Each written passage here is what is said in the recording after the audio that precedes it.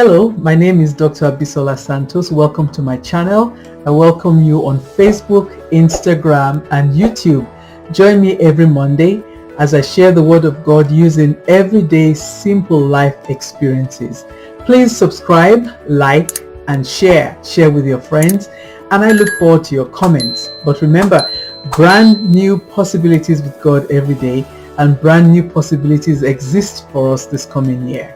Welcome again to my channel and join me on my journey this year.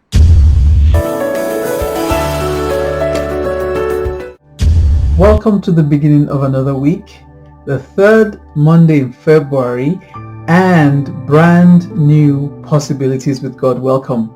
So the other day I was watching the Olympics. I've said in previous messages that I learn life lessons from the Olympics, and this year hasn't been any different. So I was watching a particular event. I think it's called the slalom. I don't want to call it a different name so that I don't misquote. But during the event, we were waiting for the next competitor to get on, and the camera panned, and I saw this skier. It was a downhill skiing. I saw this skier doing this, and then she did that, and she did this, and I thought to myself, what is this lady doing? And a short time later, it was her turn. She got to the beginning of her race. Again, her eyes were closed, and she did that, and she moved, and she did all of this, and for a while, and the commentator said, oh, she's going over the race in her mind. She's completing the race in her mind.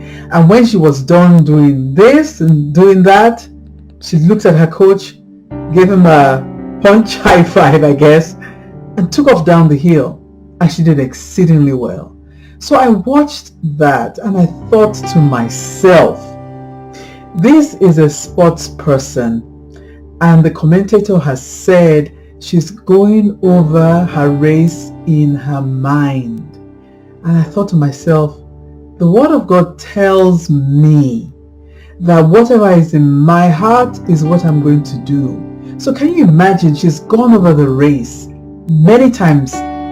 She did it while she was waiting, and she did it just before she went on the race, so that when it became real, she executed what was in her mind. So my question to you, as it is to me today, what have I put in my mind or in my heart? Let's read something. Let's go to the book of Matthew, and this is Jesus speaking. This is Matthew 12. Matthew 12:34 says, we're going to look at 34b, but I'll start at 34. It says, brood of vipers, how can you being evil speak good things? For out of the abundance of the heart the mouth speaks.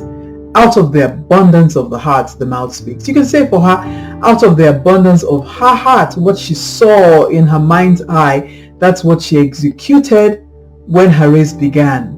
What she saw in her mind's eyes, what she executed when her race began. Does the Bible say something else like that? Yes. I want you to turn.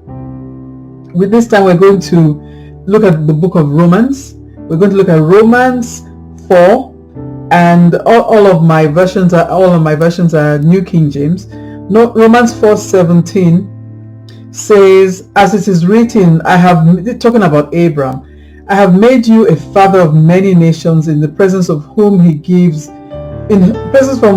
he believed God, who gives life to the dead and calls those things that do not exist as though they did, and calls those things that do not exist as though they did. Here is this skier going through the race in her mind, and not only was she seeing it in her mind, she was moving her body with the waves of the going down the hill.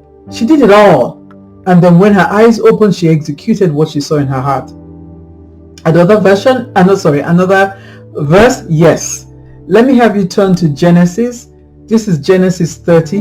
Remember when Jacob was with his father-in-law Laban, and Laban was trying to dupe him, but remember that Jacob is a master duper. But Genesis 30 says that Jacob was led to do certain things because his father-in-law said, I'll keep all the white sheep, you take the speckled sheep. So Jacob said, all right, I'll take care of that. And what he did was he put sticks in front of the feeding troughs, of the watering troughs, so that when the flocks came to conceive and they saw that, that's what they gave birth to. Yes, it's there. Read with me. Genesis 30 verse 39. He says, so the flocks conceived before the rods, and the flocks brought forth streaked, speckled, and spotted. Did he say it again one more time? Yes. And again, sticking to Genesis 30, we're going to look at 30:41. It says, and it came to pass that whenever the strongest livestock conceived, and Jacob placed the rods before the eyes of the livestock in the gutters, that they might conceive among the rods, but when the flocks were feeble, he didn't do that. So when he wanted the stronger flock to conceive and give birth to the spotted, the speckled, and the striped, he put those rods there because he knew that whatever they saw was whatever they're going to get. So my question is, what are you feeding your eyes, your physical eyes and the eyes of your mind? What are you feeding yourself today? Because if you think about that skier, and the commentator said it like, oh, it was a matter of fact. Oh yeah, you go through it in your mind. But the Word of God has said it over and over and over again. He said it for us to meditate. He said for us that whatever, the abundance of our heart is what we're going to see. You know, Proverbs tells us that we should guard our heart because out of it flow the issues of life. So what are you allowing your eyes to see today? Your physical eyes, your mental eyes, your spiritual eyes. What are you chewing over today? Because whatever you're chewing over in your mind is what you're going to get. So how can I fix that today? It's very simple. Very simple. Meditate on the Word of God.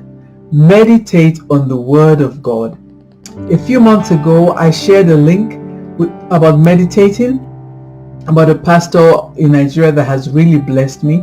So I will put that link at the bottom of this video too, because I want you to have the opportunity to change the picture in you so that what you now see in your life becomes radically different, because the message is from Him, for you, and for His glory.